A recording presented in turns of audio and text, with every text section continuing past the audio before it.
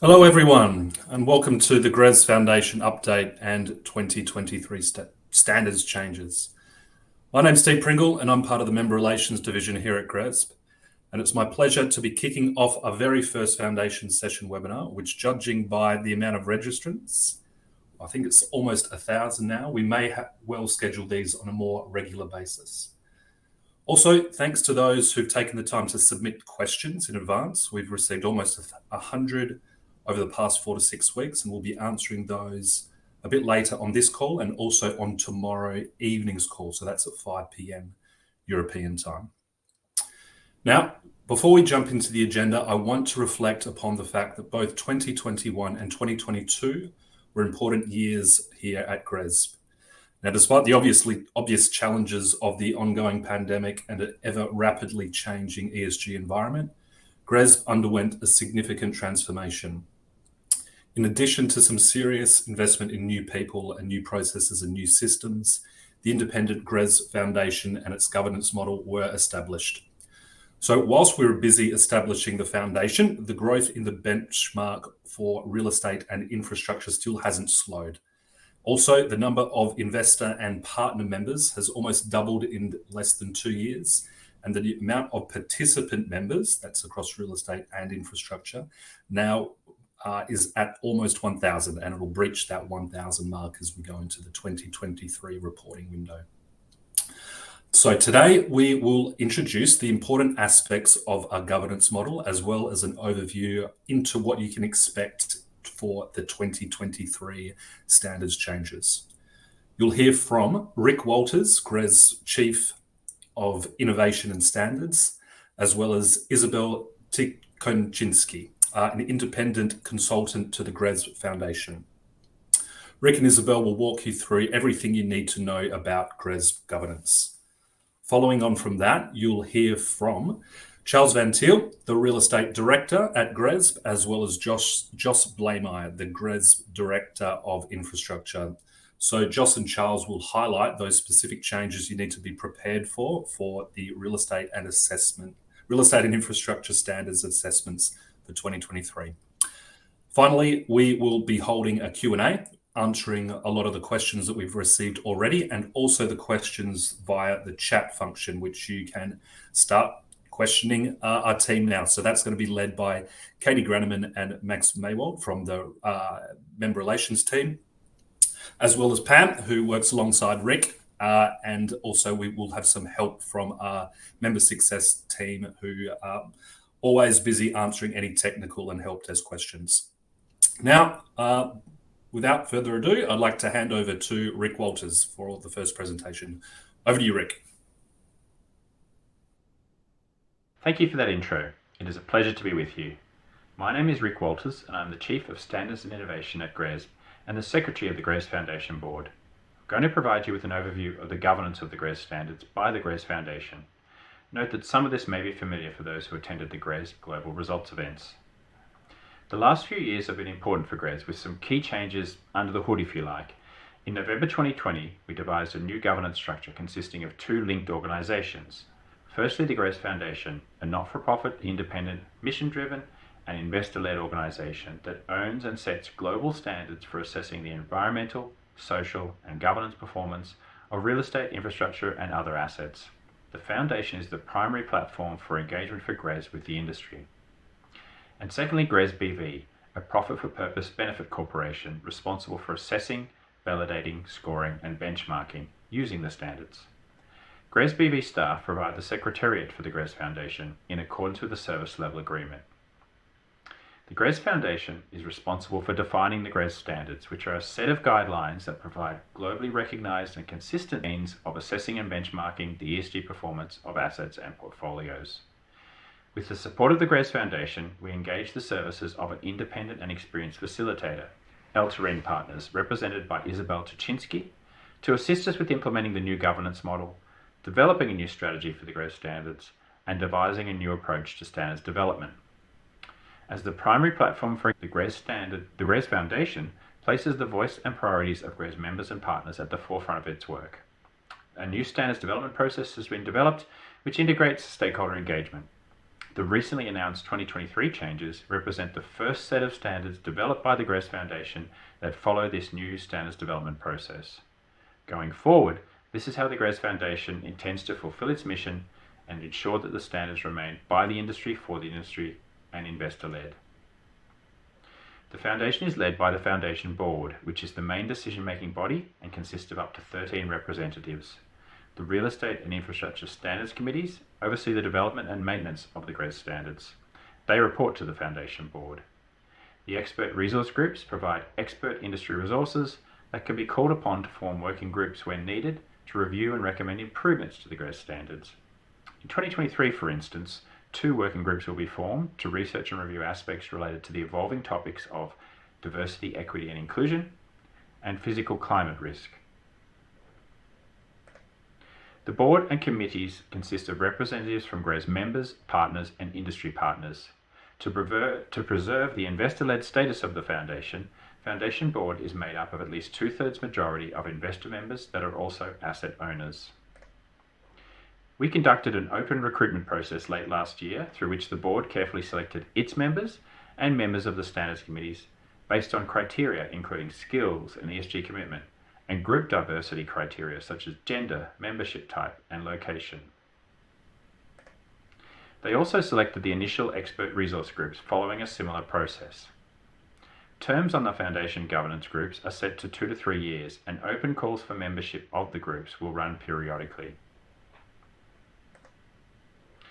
In 2022, with the establishment of the Foundation and a whole new standards development process, we've had to compress the timeline somewhat, meaning the changes in the first set of standards for 2023 have been kept relatively modest. Given this was a new process, we started by defining a shared vision for the standards, which was published at the start of this year. In phase 2, we created the strategy, developed proposals for changes, and finally the Foundation approved and published the changes in October. By the end of the year, we will implement the approved changes. We will also finalise the standards and reference guides and the standards roadmap, which will be published in Q1 next year. From 2023, we aim to operate in accordance with the newly established annual standards development process. In broad terms, the process progresses through 5 stages, working on a 2-track agenda covering both the upcoming changes for the following year and the roadmap for future years, as presented on this slide. Throughout the process, engagement with stakeholders will be critical. For instance, the research conducted on the topics for review the following year and beyond can be supported by working groups and feedback from our members and partners. We're working on a more structured plan for wider engagement in 2023 beyond the current GRESB Foundation groups, so please be on the lookout for these opportunities. Hopefully I've been able to explain the key changes at GRESB that we believe make us fitter to address the rapidly evolving industry challenges. We'd like to thank the members of the GRESB Foundation for their support and good governance, and we look forward to bedding down the standards development process in 2023. We'll be in touch with more details on how stakeholders can provide feedback at strategic points in the process. I'd now like to hand over to Isabelle Tykoczinski, the GRESB Foundation's independent facilitator, who will elaborate further on the standards development process. Thank you very much, Rick. Hello everybody. So my name is Isabelle Tykoczinski, and this year I had the privilege to work very closely with GRESB and the Foundation as a strategic advisor and independent facilitator. One particularly important task was to assist GRESB in developing and implementing the new standard development process and empower the GRESB Foundation, representing members and partners, to fulfill its mission and responsibility to drive the evolution of the GRESB standards. In response to the fast-paced transformation of the ESG landscape, as well as the demands from the GRESB stakeholders, the new standards development process aimed to provide a more efficient, collaborative and transparent process to develop the GRESB standards going forward. As presented earlier by Rick, the GRESB Foundation now owns the GRESB standards and has the responsibility to develop, maintain, improve and publish the GRESB standards annually. So this short presentation will provide you with an overview of this new operating model. Over the past few years, GRESB stakeholders have shared their feedback and expectation for an enhanced operating model to drive the evolution of the GRESB standards. The new standards development process addressed those feedbacks. The first key message received from stakeholders is that the standards development process must ensure that stakeholder needs and priorities are at the heart of the evolution of the standards. And it needs to follow a clear and transparent process to determine the scope and timeline of the changes implemented in the standards. GRESB also needs to increase the visibility on the direction of travel for the standards to help the industry anticipate and adapt. And it must provide sufficient advance notice on the short-term changes to allow participants to adequately prepare for the new requirements in the assessment. And very importantly, GRESB standards must remain relevant for the industry. And in particular, it needs to properly reflect the maturity of the industry on the various ESG topics, as well as effectively address the many emerging ESG considerations that are becoming increasingly important for the industry. The standards must also gradually evolve from predominantly recognizing efforts to shifting towards rewarding both efforts and actual outcomes. And it must also try to consider the structural differences that may exist across sectors and regions, and which could impact the various categories of participants in their ability to address some ESG topics. So we're now going to look more closely at the Foundation work plan and operating model. As mentioned before, the GRESB Foundation, via the Infrastructure and Real Estate Standards Committees and the Foundation Board, drive the evolution of the standards. GRESB BV assists the Foundation by providing ongoing research, strategic reviews and technical implementation assessments, and help collect and analyze stakeholders' feedback for the benefit of the Foundation. Ad hoc working groups, formed under the supervision of the Standards Committees, will also provide additional research and recommendation to the Foundation by leveraging on GRESB Expert Research Group and specialist expertise. The work of the Foundation will align with the annual cycle driven by the GRESB assessment timeline and the opening of the portal every year at the beginning of April. The Foundation will work in parallel on the changes for the next year's standards and the more strategic review of the key ESG topics to be considered in the medium and longer term. The balance of work will meet the operational timeline and development requirements. The next year's standard changes and short-term focus discussion will be concentrated in the first half of the year, with the aim to publish the next year's standards changes in October, so that participants have sufficient time to prepare for the next year's assessment. The more strategic research and working groups and consultation will be the greater focus of the second half of the year, with the updated strategic roadmap and work plan being published annually in the first quarter of the following year. It will also provide stakeholders with greater visibility on when their input and contribution on the various ESG topics would be most relevant. Stakeholder engagements are indeed instrumental to the new operating model. The publication of the strategic roadmap will provide visibility to the stakeholders on when ESG topics will be reviewed by the Foundation, and GRESB will facilitate more regular and targeted consultation with stakeholders to ensure that the GRESB Foundation takes their feedback and expectation into consideration when deciding on the evolution of the standards. GRESB members and partners will be able to contribute through a series of engagements throughout the year, such as surveys to assess their key priorities on ESG topics, feedback sessions on strategic and tactical issues to be considered in the standards, dedicated sessions to review potential sector and regional differences, constraints and priorities, and the ability for the stakeholders to reach out directly to the Foundation and share feedback on the proposed evolution and standards, as well as the ability to provide input to the working groups on specific research topics. Stakeholder feedbacks, combined with the background research and monitoring of the important ESG issues, will provide the Foundation with the core substance to drive the evolution of the GRESB standards. A key step in this process is the review and prioritization of key ESG issues, material to assess the ESG performance of real estate and infrastructure portfolios and assets. In its responsibility to evolve the GRESB standards and provide visibility to the GRESB community, the Foundation will review annually the status of the existing and emerging ESG topics and prioritize them through a set of assessments and prioritization criteria, which cover areas such as, first, the level of importance and urgency for the stakeholders to address the topics in the GRESB standards, but also the maturity of the issue and the level of consensus on its scopes, the existence and consensus on the relevant industry standards or frameworks, the level of consensus on data points, metrics and methodologies, the availability of data, the level of consensus on how to define and assess good performance, and the ability to address the topics in the GRESB standards. The outcome of this prioritization exercise will form the basis for the short, medium, and long-term planning, including the requirements for further research, consultation, or future monitoring of the various ESG issues. This will inform the annual update of the Standard Strategic Roadmap, which outline the plan to enable the medium-term evolution of the standards and the direction of travel for the longer term. It will also allow the pre-selection of the topics likely to be considered for the next year's standard changes. Let's now look more closely at the process driving the changes in the next year's standards.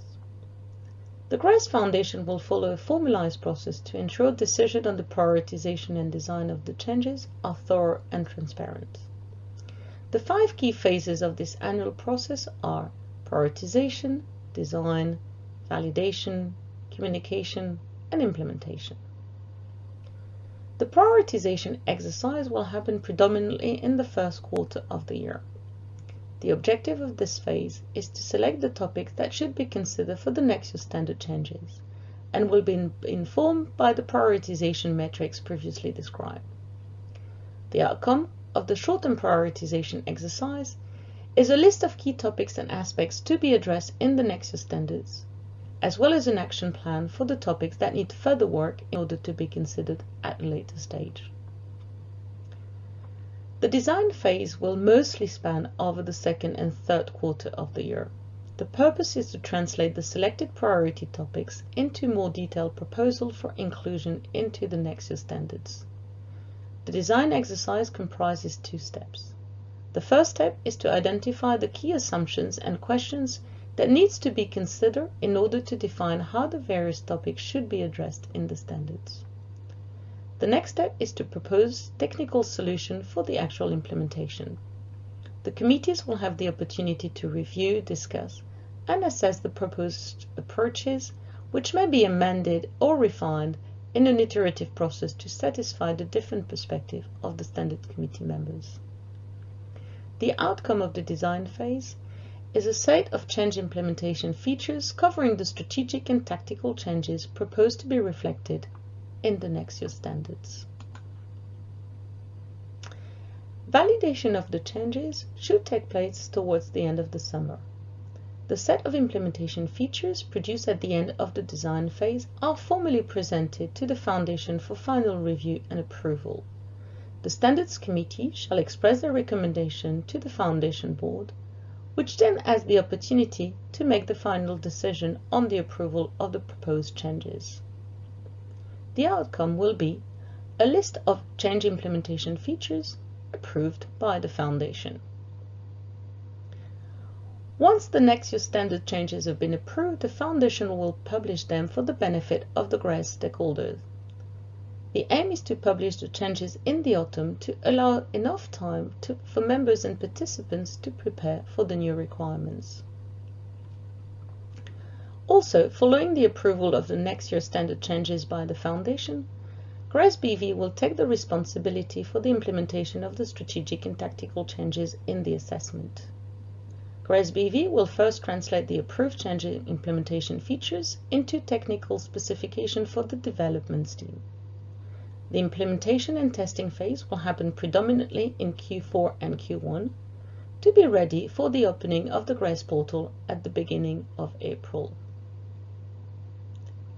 Stakeholders are strongly encouraged to provide feedback on the published changes so that the Foundation can take their input into account for the next cycle of prioritization and design of the future changes in the GRESB standards. So this hopefully gave you a good overview of the new GRESB standard development process. More details can be found on the GRESB website, in particular in the documents published in October in the News and Update section under the Insights menu. And please do not hesitate to send any question you may have on this new operating model. I will now hand over to Charles van Thiel and Joyce Blamire that will present how the new standards development process was applied in 2022 and the resulting 2023 standard changes approved by the Foundation and published last month on the GRESB website.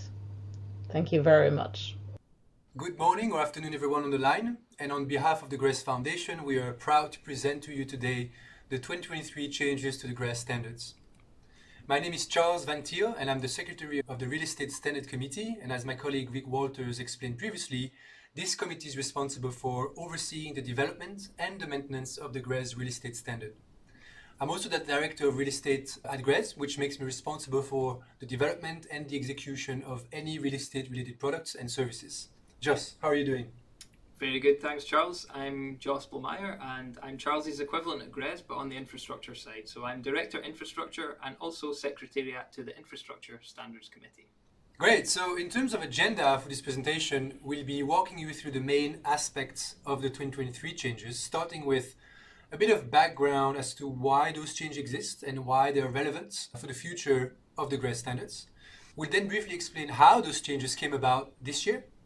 Of course, we'll spend a bit of time explaining what those changes are and make sure to share the most relevant resources currently publicly available. We'll give you some key dates regarding what is coming. And finally, we'll try to put 2022 in perspective of the longer-term development of the standards in the years to come. So why the changes and why do they even matter? Well, for that question, we thought it'd be important to get back to the very vision and mission of GRESB, which are provided at the top of this slide. And for example, if we take the GRESB mission, in order to keep providing the financial markets with actionable insight, data, and benchmark, the GRESB standards have to remain relevant. And in other words, the standards have to adapt to the way the ESG industry is evolving, which means reflecting the latest ESG trend as well as meeting an ever-increasing investors' expectations. So, in a nutshell, changes are critical for the future of the standards. And as you will see at the end of this presentation, you can expect much more in the future. Now, we want to focus on how the process works. My colleagues Rick and Isabelle have already given you a bit of background on this, but I wanted to restate the importance of the GRESB Foundation's independent position to our process. As GRESB BV, we work closely with the GRESB Foundation through our members, standards committees and foundation board to provide research, insights and support to help develop our changes to the standards, as we've done so this year. But crucially, the industry are in the lead, and when it comes to the final decisions, the industry have the final say about what we update each year. We believe this process allows us to move towards a best-in-class governance approach where we listen to and are led by our members, and what you as industry experts need to see is reflected in the GRESB standards. It also creates independence that give the standards, and as a result, our assessments and the reports that use the standards, credibility and trust. And we think this arrangement is unique to GRESB and really sets us apart. When it comes to 2023, we know that a lot of our year was focused on ensuring we established this new governance process, but we also wanted to make meaningful changes to the standards to ensure they remain fit for purpose in an ever-changing ESG landscape. In order to do this, we adhered to some key objectives from the start of the year. We would focus only on the critical issues this year. However, within those critical issues, we would maximise the number of changes that we could make. And given this standards development process is new, and that no longer-term strategic roadmap has yet been published, we wanted to minimise the disruption to participants this year. In terms of how the work has gone, I know Isabelle's already given you some background to our new standards development process and the details of the various stages we want to go through every year to ensure our standards remain up to date. But to give you an idea of how this works in practice, I wanted to quickly give you some highlights of our year so far and some key milestones. So in spring this year, for example, we engaged with standards committees to understand their priorities for key ESG topics. We then entered a design phase over the summer to outline how these topics could be reflected in the standards, including further meetings with standards committees to refine these. Following this process, in the autumn, we developed a description of the changes in a lot of detail and presented them to standards committees for validation, before ultimately going to the Foundation Board for final approval. We're now in the communications phase, and last month we published documentation relating to the process and detailing all of the 2023 changes, and I'll cover that in detail soon. And of course, this event today is specifically aimed at presenting you with the changes and introducing you to this process.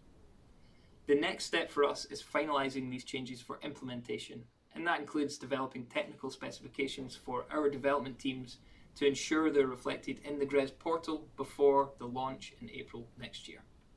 Back to you, Charles. Thanks, Joss, for this great process overview. So what's everyone's been waiting for here? What are those changes?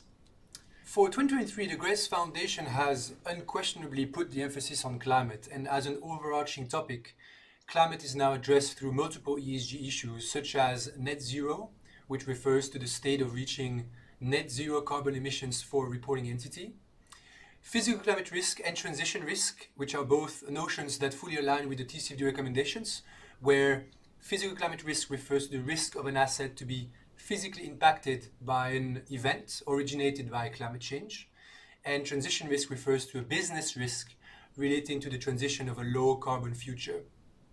Finally, embodied carbon, which only applies to real estate here as a change in 2023, refers to the carbon emissions arising from manufacturing, procuring, and installing materials to make up a physical structure. Besides climate, the GRESB Foundation also recognized the increasing importance of the social aspect of ESG and identified diversity, equity, and inclusion as a priority issue to be addressed in 2023. Now, getting slightly more into details, you can see how each of these topics are further broken down into sub-elements and how each sub-element impacts the GRESB standards. You will first note a couple of differences between real estate, infrastructure fund, and infrastructure asset, which mainly come from different level of maturities of a specific element and how that particular element applies to a specific standard. Now, looking into a bit more detail for these changes and the impacts on the standards and what you'll report next year. For net zero, we focus this year on the efforts made by participants, and this has resulted in the introduction of the following changes. So we can expect to ask you what policies you have in relation to net zero, to outline any public commitments you have made in relation to third-party initiatives that relate to net zero, and to provide information on net zero targets and the underlying characteristics of those targets. The Foundation also determined that disclosure was a crucial element of net zero that we need to reflect in the standards. And this is reflected in providing that information on those public commitments. And also, the standards this year will allow you to state whether your net zero target is publicly available. It's important to know that these changes don't impose a single definition of net zero, and there's a lot more work to be done on that next year. For physical climate risk and transition risk, changes have been made to scoring existing indicators related to the identification of these risks, and on details relating to the impact of those risks. This also ensures that our standards continue to align with the increasingly important TCFD framework. For physical climate risk, we are also going to be starting a work group focused on understanding the different approaches taken to physical climate risk assessment, and hopefully as a result of that research, we'll be able to develop the standards further in future in relation to this topic.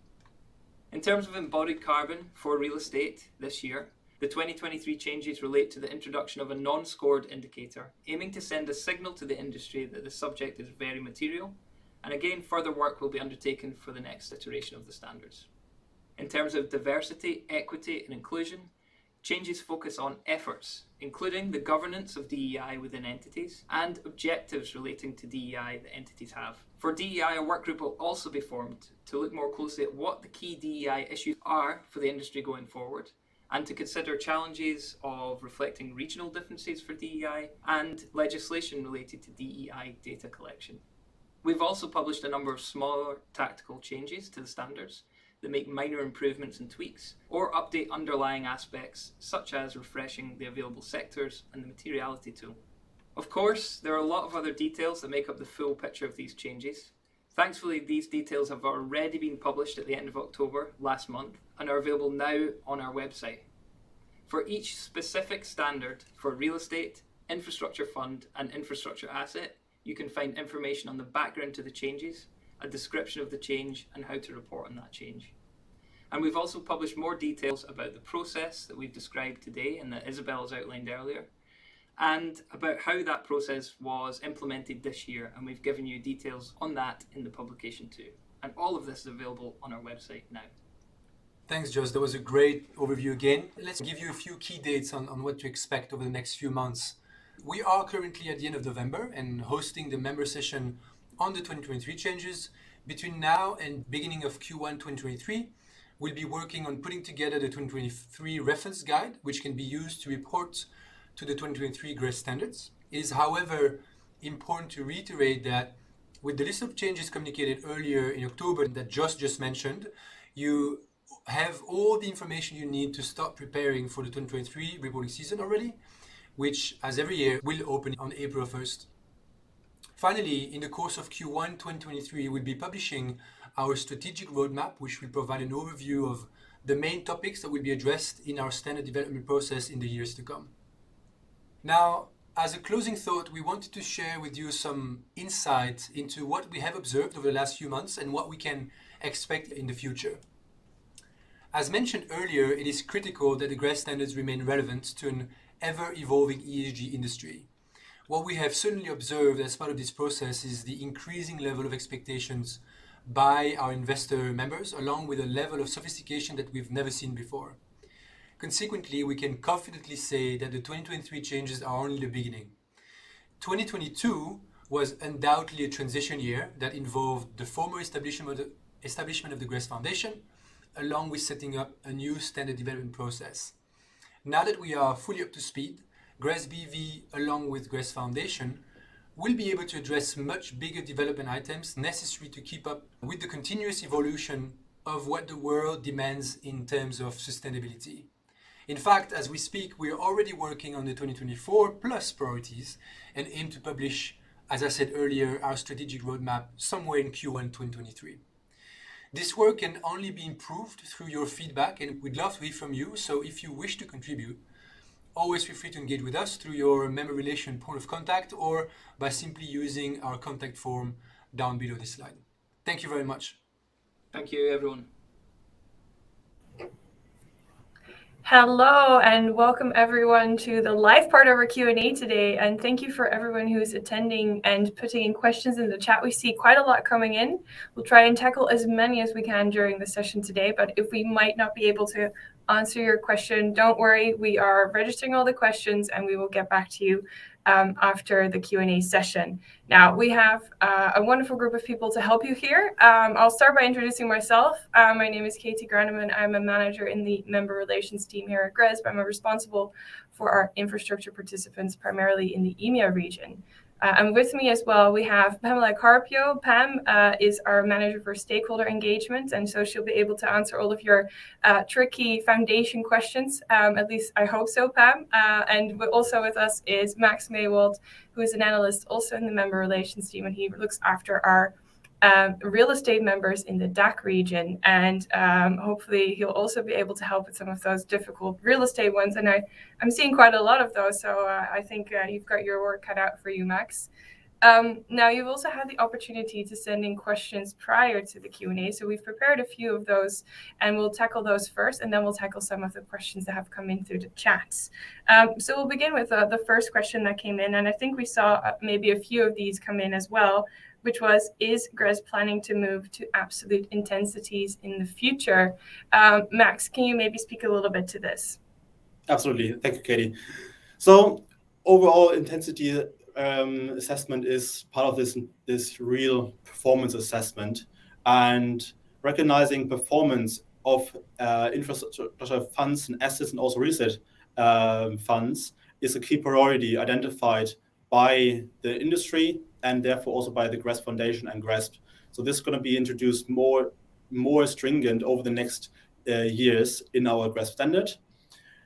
2022 and therefore the 2023 assessment is kind of this transition year towards performance recognition in our assessment, where we're then going to start as of 2024 in our assessment to actually also score intensities, so absolute intensities in our assessment and standard.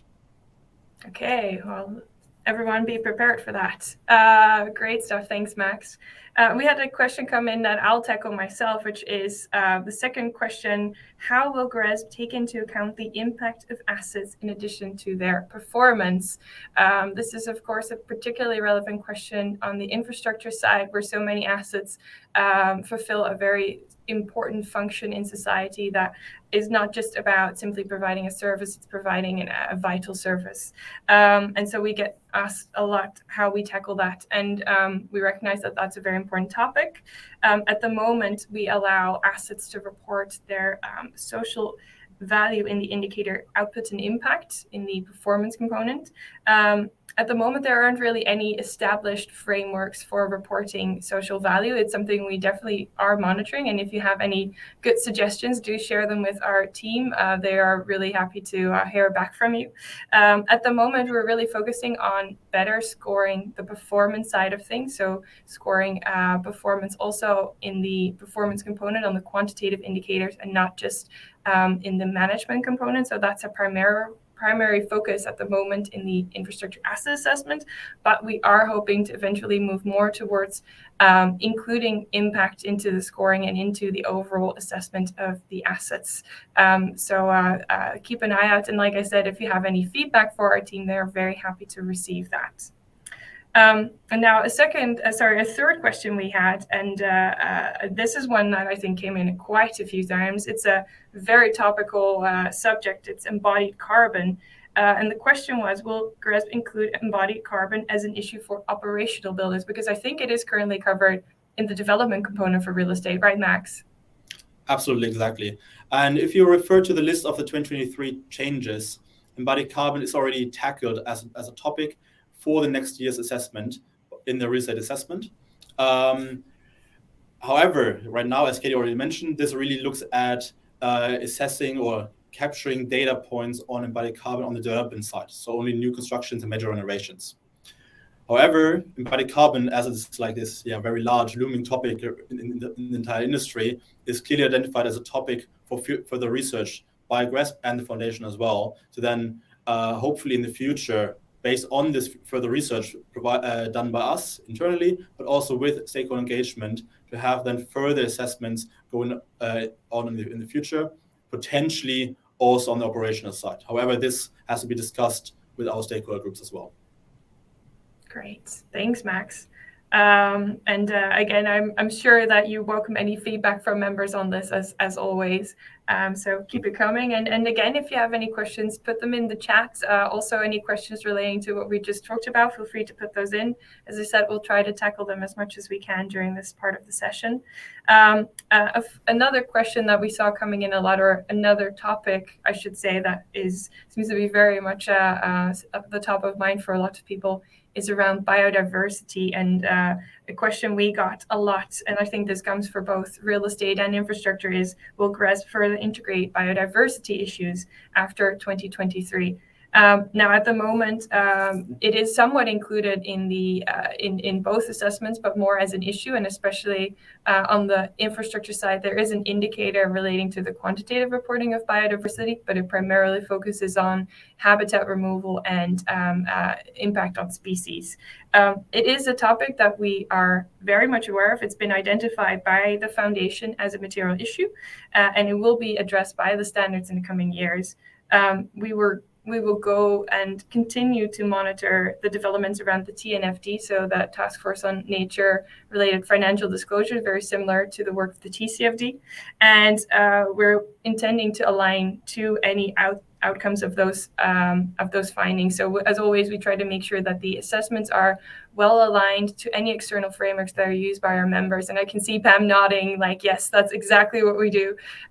So we're going to keep monitoring that. And when we have a bit more of a sort of a specific outcome around those, we'll make sure to integrate that into the assessments. And as always, we work closely with our members to make sure that whatever is reported on is relevant and applicable to the industry. So thanks for asking that question. I think there's multiple people who did that. So we have a couple of more questions prepared. We'll do one more, and then I think we'll move to some of the questions that came in through the chats. So one other question that was asked quite a lot was around renewable energy certificates, or RECs. And one question we mostly got was, how will GRESB factor in the purchase of RECs in scoring? Max, can you speak a little to that?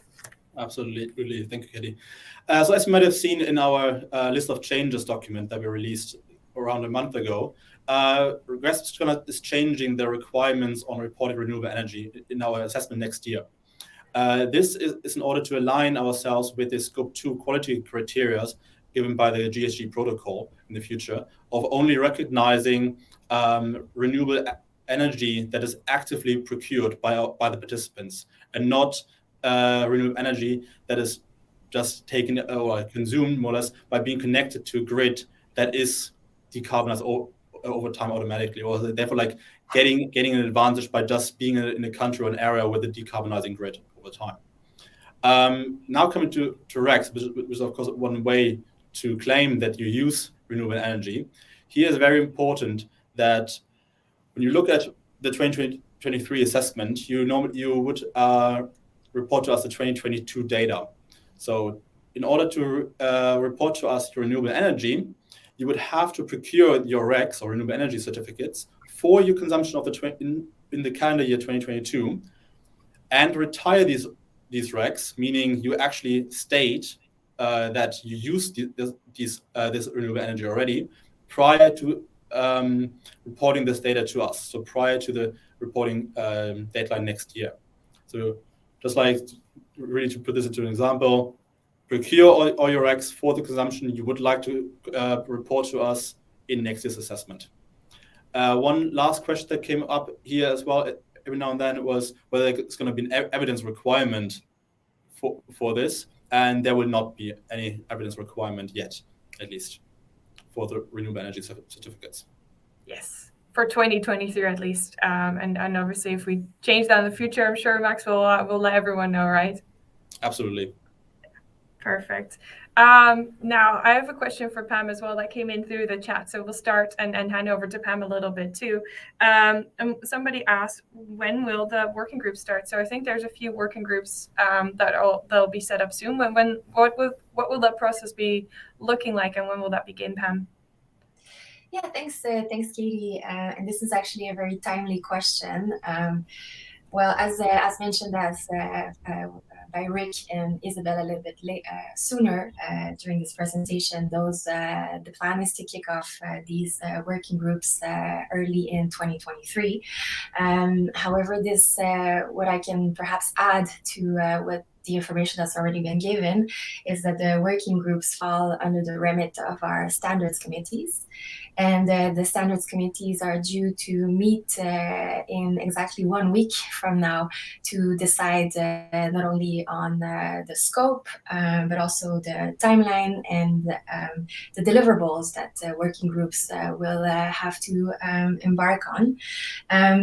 So shortly after that, we plan on kicking off an open call to obviously the members of our ERGs, but also to perhaps new GRESB members that have been joining GRESB since the ERGs have been appointed, so that everybody has a chance to provide some contribution there. Obviously, the membership on the working groups is mainly depends on the expertise and the profile of the candidates. So there will be a bit of a selection involved into defining the membership, but we should be able to provide a more comprehensive update by next week, or at least until by the end of the year, on the plans for the working groups. Great. So anyone who's keen to join one, they just need to keep an eye out, and then they know what to do with the next steps when they receive that communication. Yes. Perfect. Now we had a question come in on the chat, and that's one that's definitely for Max because it's about the CRREM pathways. And the question was, will GRESB actually adopt the CRREM decarbonization pathways in the assessment questions? Short answer is here no. So especially not in 2023, there will no further changes to our assessment than the list of changes that we already published. So all these changes that we already published are set in stone. No further changes you can expect for 2023. Decarbonization pathways, not only CRREM, but in general, are definitely like a topic or feeding into the topic net zero, because all the transition towards net zero, which is a key priority of GRESB going forward in the future and assessing net zero performance as well. However, there needs to be some more work of defining what net zero exactly is to actually then assess this going forward. And then eventually there might be some sort of decarbonization pathways that you might look incorporating in the future. However, this is up for further discussion and research within our governance groups. Great, thanks, Max. I actually have another question for you that also came in at the beginning of the Q&A, and it was around the asset spreadsheet, and will it include specific waste data points next year? This is definitely the asset spreadsheet for real estate, in case anyone's getting confused there. Absolutely. So in the list of changes as well, we provided some more guidance of how to collect waste data, because we all know that waste data collection is specifically for certain sectors as well, quite cumbersome and burdensome with a high workload attached. So what we now did is we provided some further details of how you can collect your waste data or / estimate parts of your waste data collection to then report data points to us. However, as a spreadsheet, these further data points that we give in the list of changes that you might want to use for calculating your waste aren't asked for. So as a spreadsheet, and therefore also in the assessment, only the total waste number or tonnage will still continue to be asked for in the future. Great, thanks, Max. There's quite a few coming in, so we'll try to sort of monitor those. Obviously, I also need to give Max a breather to actually read the questions and be able to tackle them. So we'll try to do a bit of switching around. And like I said, if we don't manage to answer your question during this live part of the Q&A, don't worry, we are monitoring and we'll get back to you after the Q&A. We have a fantastic member success team who are ready to answer any tricky questions you might have, or easy ones as well. They're very happy with those. So I think there was one question around the net zero applicability of TARs, but I think Fabio's already answered that in the chat. So like I said, they are fantastically quick. But I think we'll have another question for Pam, which is around maybe a bit more of a high level question that I think also came in a few times when we reached out beforehand. And it's around more substantial changes in the future. So how is that going to look like? And what will those encompass? Are you maybe able to speak a little to that?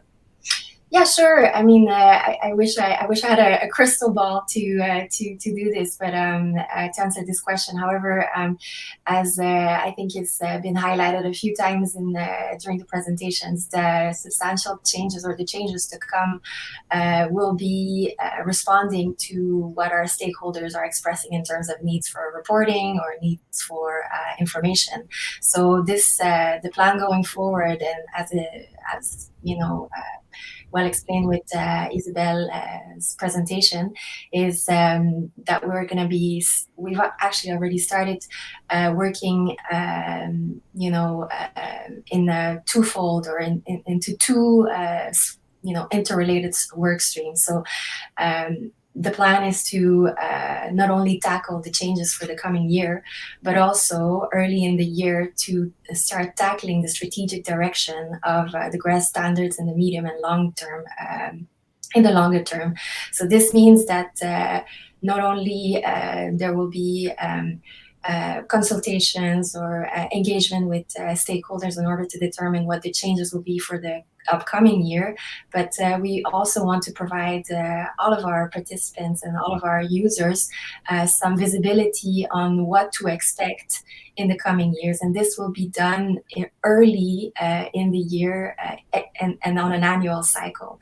So I think in terms of allowing visibility for the upcoming years, for the next year, we always plan to provide the list of changes by early Q4 of the preceding reporting year, and in terms of the medium term and long term changes, it would be more around Q1 of each year. So we will be keeping the loop of information open and of engagement open with all of our stakeholders. Great, thanks, Pam. And yeah, I think that's a real big difference from what we've seen in the past, where it's much more of a cyclical and reactive cycle that we were in for many reasons. But it's really nice to see that we're kind of breaking out of that, and we're able to give members more runway to anticipate any changes. So that's really great to hear. There's a bunch of questions coming in, so that's really great. We had one question around why a lot of the changes relating to net zero are currently not yet scored. So they are covered in the assessment, but there are no points awarded. And I think it was pointed out that was definitely for the real estate side. So over to you, Max. Thank you, Katie. Yeah, this is a great question. And not scoring new indicators, normally it's like a standard practice within GRESB to introduce topics, to also not disrupt the entire weighting and scoring of the benchmark, to not have like too big of differences from year to year, to keep comparability at hand. So therefore, we're going to introduce new topics around net zero, especially for this question, now in 2023, not score them, but then we'll score them in future years. Great. I'm just messaging and seeing what's coming in. I think there was one question around DEI that Pam says she's happy to tackle. So Pam, I'm going to read it out and give it to you. And the question was, how will GRESB's DEI standard address country nuances in terms of racial diversity or the absence thereof by nature of the overall demographics? Yes, I think there's well, thank you for that question, because this is actually one of the questions that needs to be populated by information provided by our stakeholders. And the plan with working groups is effectively to make sure that we have as much representation possible from across the different regions, so that different regions can actually contribute on what the actual DEI issues and best practice are across the regions, so that we can find the acceptable way of measuring that into the GRESB standards. For the moment, DEI, the main changes don't necessarily tackle upon the diversity in terms of regions, but this is because we know that this is a complex question that will need further information and further engagement with different stakeholders across the regions.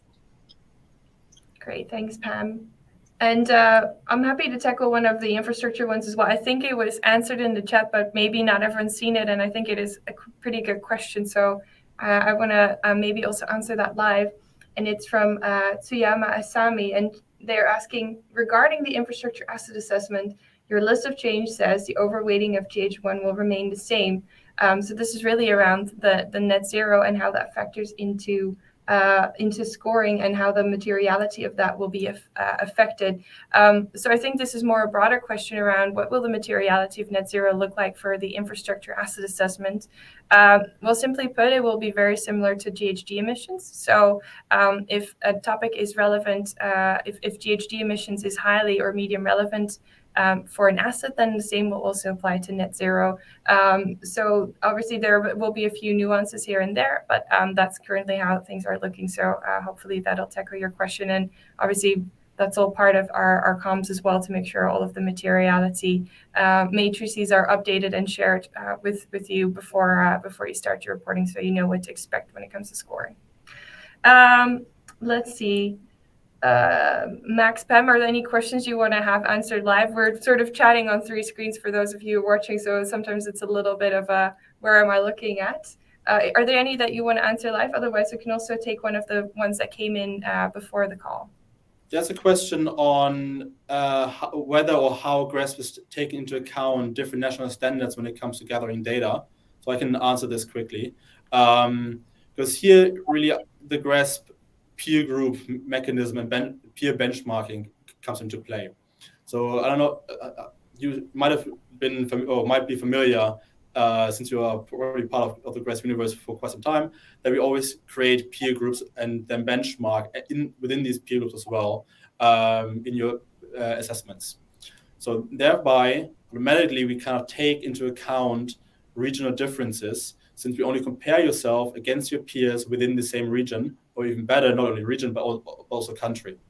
So as an example, if you have an office fund within Germany, most likely due to the fact that we have quite a lot of funds in the property type or with the property type office in Germany, we will have a specified peer group just for Germany and office to compare you against. And therefore, we then only compare your data gathering or your data that you report to us with other funds in the same region, and therefore also with the same hurdles, boundaries in gathering data. So therefore, you will not be penalized compared to your peers due to our peer grouping mechanism. Perfect. Well, that's reassuring, I'm sure.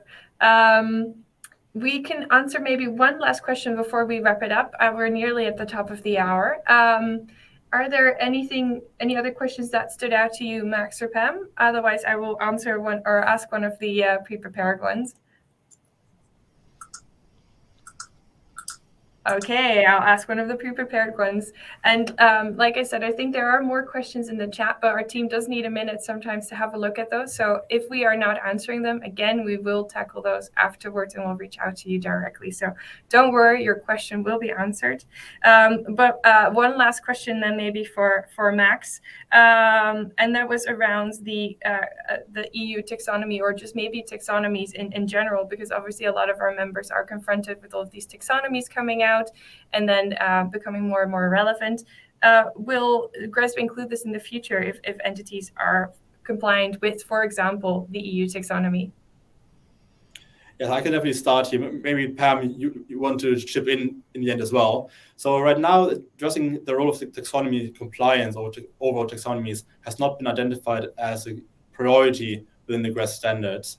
And therefore, I mean, however, note that certain alignment with regulatory frameworks are always a key part of the GRESB standard. So has been in the past and will also be in the future. And since we have like this continuous engagement with all our stakeholders around the globe, whatever comes up around the globe as like regulatory frameworks that should or have then also benefit maybe on other regions will be taken into account along the way. Pam, do you have anything to add?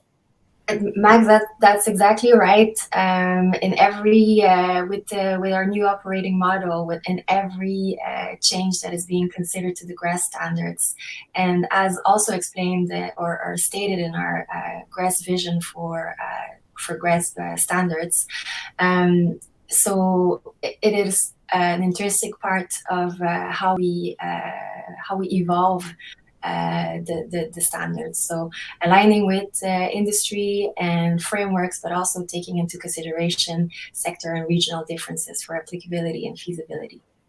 For sure, yes. Great. We have a bit more time to answer a few more questions, so I'll pick up another that came in the chat. And Max, maybe this is one for you because it looks like it's a real estate one.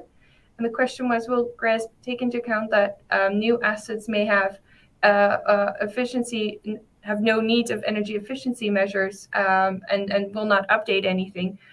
Will managers lose points because of that? How will that be factored in the future? And I think this is something that maybe we get asked more than on one occasion as well. Absolutely. So here, there are maybe two parts to this answer quickly. First of all, going forward, where we want to recognize actual performance of the assets in the future within our assessment, thereby we automatically then going to reward these very sustainable assets that are highly efficient. So this is going to be what is one of the key priorities, as I already mentioned, going forward. So when you have these very sustainable assets, you will be rather rewarded for it going forward within our standard and assessment. For reporting at the moment, we are actually always kind of a bit lenient with the efficiency measure indicators, that if you have an asset that has specific efficiency measures implemented, that you can report them to us as well. This also includes newer assets that were just recently built. Because how we kind of use these efficiency measure indicators at the moment is to put the consumption values reported to us into context. And thereby, more or less, if you can then see a certain total consumption of an asset or a property type, then you see for the same property type certain efficiency measures being implemented. You kind of know where these potential efficiencies compared to other people in the benchmark or other property types within the portfolio might come from. Great. I'm looking at some questions, and I see there's another one on CREM, so maybe we can tackle that first, and then we can tackle some of the others after that. So the question is there a collaboration with CREM to improve the pathways currently included in reporting for limited asset class applicability and amount of carbon for industrial calculated on a mean emission value, not representative impact of usage on emission? Apologies, I'm reading it out loud, so if it sounds a bit funny, that's because of me. Max, are you happy to tackle that one? Of course, I can tackle this one as well. So GRESB was part of the initial consortium that created the first version of the CREM pathways. And now the second version that will come out beginning of next year, we still are in consultation with the CREM consortium as well. So we still have like this high engagement with the group around CREM to further improve these pathways going forward. So this is also like definitely a key part of our work, not only for CREM, but in general, to have like really sound, robust decarbonization pathways in the future for hopefully all asset classes and property types and all countries as well, to really then have a full spectrum of transition risk scenarios and assessments in the future. Great. And I'm seeing a question coming in on transition risk assessment, and the question is, I think then there's more people who would love to see this question answered, so we're happy to comply. As the question is, on transition risk assessment, would GRESB expect to provide details of all identified transition risks and their respective rating, high, medium, or low, and mitigation plans, or just a brief mention that a transition study has been carried out? And maybe I can tackle this question really quickly, Max, and give you a breather to look at some of the other questions that have come in. Sure. And so basically the provided evidence must cover the following elements. So there must be a systematic impact process for transition risks, not just a simple generic, we do something around climate risk. Specifically, each transition risk selected must be addressed. So that can be, for example, policy and legal or market or reputation. And you can think of examples that would be applicable and appropriate, but it's not necessarily limited to that list. But you can think of things like a document that describes the entity's risk transition risk assessments, other proof that's sort of tangible around risk assessment activities, such as a risk register or risk matrix that you might use in your decision-making processes, a checklist or a scenario analysis, or if you have a risk management plan, the part of that plan that covers transition risk. So really something that shows, hey, we've documented that we're doing something around risk assessments. That's really the most important thing to provide. And so that's in a way that's quite similar to what's also needed for the environmental or social governance risk assessment indicators in the asset assessment. Now, if you have specific questions, of course, on your particular situation, don't put them in the chat. I imagine that might be a little confidential, but you can reach out to our member success team, and they can provide maybe a little context if there is a specific situation that you would like to have a bit of feedback on. Cool. And I see that there's a question on certification of buildings and whether that can cover transition risk. So that's maybe a nice little segue into the next topic. Max, do you want to answer that question? Absolutely. So certification of buildings is not necessarily, I think, at least the way I interpret this question is whether certification of buildings is applicable or applicable proof, evidence for having transition risk processing policies in place. Here, this would not necessarily qualify, as I already just mentioned. For transition risk assessment, we really ask about whether you have a formal identification an impact assessment process in place when it comes to transition risk, but also physical risk, but here right now transition risk. And just certifying your buildings would not be a proof of having a formal process in place for transition risk identification or impact assessment. And the same goes also then for net zero, which is the second part of this question, whether this would be enough for a net zero policy probably. So here also the answer would be no, because when it comes to net zero policy, we would require you actually have a formal policy document that also follows all our other requirements for other policy indicators that we currently already have to be accepted as evidence within our assessment. Great. And please share some more questions. I think we've covered most of the questions that have come in through the chat. So if there's any questions that you want to ask us live, do so now. In the meantime, we'll pick up a question that came in beforehand, and it's maybe relating to some of the implications on new reporting boundary requirements, which was a question that we see coming in quite a bit as well. And Max, maybe you can tackle that, as reporting boundaries seem to be a relatively real estate focused question. It definitely is. Thanks, Katie. So as you might have seen in our list of changes, compared to previous years where we allowed to exclude assets with an ownership stake of below 25%, in future years, as of 2023, we will not allow this exclusion anymore. So as of next year, in the risk assessment, every single asset that a fund has any kind of ownership in, even if it's like only 0.1%, has to be reported to us, meaning the entire scope of a portfolio will increase, of course. Now maybe to the implications of how this factors into scoring and so on and so forth in the future, is that we will take this ownership percentage in our aggregation methodology. So when we're aggregating your asset level data up to the property type or then also portfolio level, we'll take into account these percentages of ownership by then attributing weights to your reported consumption values, data coverage values, and so on and so forth. And this also will, of course, have an impact on your peer grouping. So as a very simple example, it might be normally an office fund with all your assets being offices. However, then you might have minor stakes in hospitals that you might have been have excluded in previous years because these stakes were below 25%, and you don't see yourself as a more diversified or office and hospital fund, so to say, but more office fund.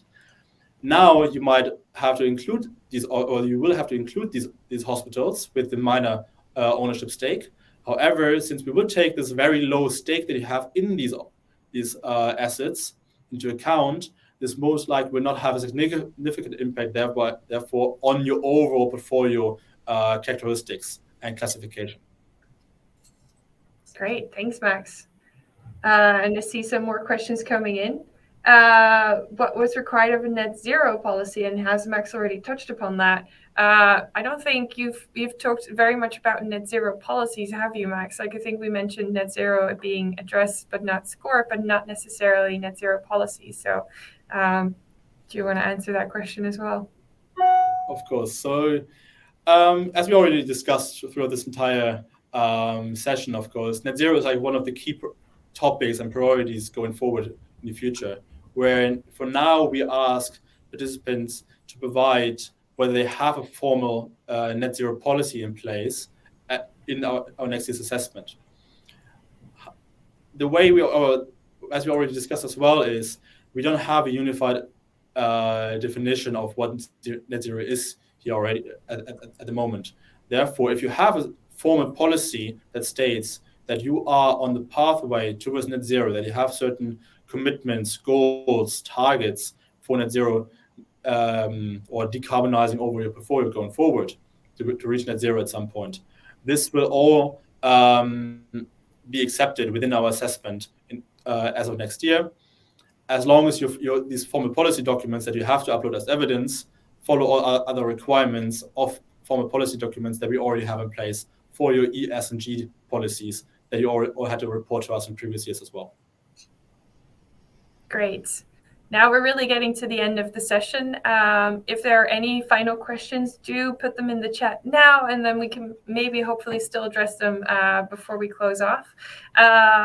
If you, like I said, if you have asked a question beforehand and we haven't tackled it here, don't worry. We received many questions. Some of them were quite detailed, so we decided we would reply to those directly. So you'll receive a response from us in the coming week with an answer to your question, or potentially even a follow-up question, because some of your questions did merit that. So thank you so much for sending those in. And our member success team has spent quite a bit of time already looking at those, and they'll spend a bit of time also this week to then answer those questions that came in. Let's see. I think there is a question from Remy around, do you value SBTI approved targets? Well, this is a bit of a complicated question, because I think we do have some sort of way of including that in the infrastructure assessment. So I'm happy to start with that. And then maybe Max, you can talk a little bit about the real estate side of things. So in the infrastructure side, the SBTI, so the Science-Based Targets Initiative, and their approved standards are covered in the commitments indicator in the leadership aspect in the management component. So whether you've committed to something like the SBTI is part of that and is part of the indicator there. However, we also have a section in the performance component for assets, which is around GHG reporting, and SBTI is included there. So if your carbon targets that you report in that indicator are approved by the SBTI, you can indicate that there. At the moment, there are no points for that. That is, of course, included with a net zero policy or a net zero target. But not necessarily, it doesn't necessarily need to be SBTI approved. Although if you have that, of course, that's fantastic and well done on you. And do report it. There is an option to include that in your reporting. But you don't have a special, there's no special score awarded to that in GRESB as of yet. Again, if the industry starts to move more and more towards that, that's something we can definitely take into account, and we'll work with you as our members to include that. And Max, maybe do you want to add a little bit on the real estate side? Basically, I can just repeat just everything you said, because like basically the same thing holds also for real estate assessment, where we have also now this net zero target indicator, T1.2 in the real estate assessment, where we also asked in the same kind of way whether your set net zero targets are science-based or not. Perfect. Well, that was easy. Great. Thank you so much for everyone who's joined. I'm afraid that is the end of our time for today. Like I said, if there's any questions in the chat that we've missed, or any questions that were asked beforehand, do not worry. We will get to them. We will get back to you. Thank you so much for everyone, Pam and Max, for joining today. And of course, also to Rick, Joss, Isabelle, and Charles, and of course, Steve, for being part of the Q&A today. We're looking forward to seeing more of your questions and comments and feedback come in. As I said, our member success team is ready to help you with anything that you might come across and that might trouble you in your reporting. They're very happy to help. We have a fantastic team who has a massively quick turnaround. So do make use of that resource. And in the interim, thank you again for attending. We'll have another session tomorrow. So if you're really keen to ask more questions, you can do so tomorrow. But otherwise, thanks again for being here today. Have a really nice rest of your day. And we look forward to seeing all your reports come in next year. Thanks.